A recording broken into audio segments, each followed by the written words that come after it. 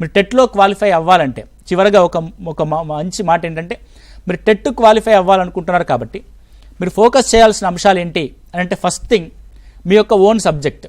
ఒకవేళ maths and science వాళ్ళు qualify అవ్వాలంటే మ్యాథమెటిక్స్ పైన ఫోకస్ చేయండి.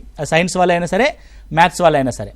అండ్ బయాలజికల్ సైన్స్, ఎందుకంటే బయాలజికల్ సైన్స్ మనకు 12 మార్కులకు వస్తాయి. సో ఇవి 30 + 12 + 3 మార్క్స్ మెథడాలజీ, అంటే 45 మార్క్స్ ఇక్కడ నుంచే వస్తాయి. ఆ తర్వాత psychology, child development and pedagogy అంటాం, అదొక 30 మార్కులు. అండ్ తెలుగు, సో తెలుగు కూడా చాలా లాస్ట్ టైం అయితే తెలుగు నుంచి చాలా క్లిష్టమైన ప్రశ్నలే వచ్చాయి. సో తెలుగు మీద కూడా ఎక్కువగా ఫోకస్ చేయండి. సో ఇలా మ్యాథ్స్ వాళ్ళు ఫిజికల్ సైన్స్ చదువుదామనో మ్యాథ్స్ చదువుదామనో టైం వేస్ట్ చేసుకోవడం కంటే మీ యొక్క ఓన్ సబ్జెక్ట్ మీద ఎక్కువ గ్రిప్ సంపాదించడానికి ప్రయత్నం చేయండి. గతంలో వచ్చిన ప్రశ్నాపత్రాలని ఖచ్చితంగా స్టడీ చేయండి. వాటికి తగ్గట్టుగానే మీ యొక్క ప్రిపరేషన్ స్ట్రాటజీని మొదలు పెట్టండి.